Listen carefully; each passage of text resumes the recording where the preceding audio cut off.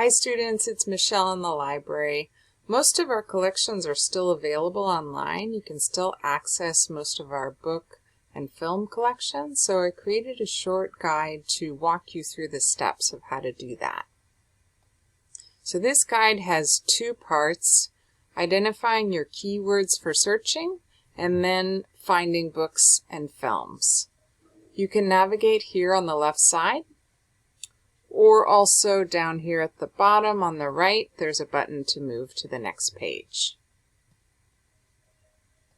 So again, most of our collections are still available online 24/7, and you can use your Canvas login and password to access those online collections.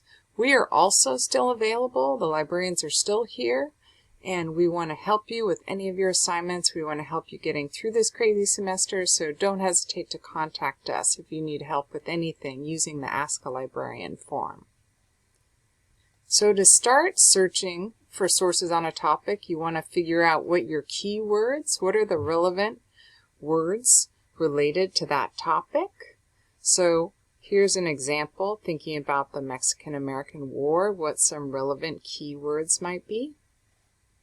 And then down below here, there's a review of some basic search tips for combining your keywords and some advanced search tips for combining your keywords to find relevant sources on your topic. I'm going to go to the next page on finding books and films. So this page just has a link and basic information for looking in our ebooks collection and how to access those and send them to yourself, as well as how to search in our film collection and how to stream those from home.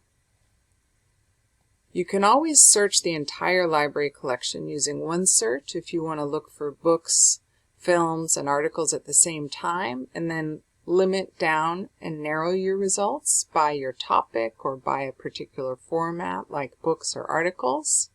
And again, if you run into any trouble, please contact us using the Ask a Librarian form. All right, good luck.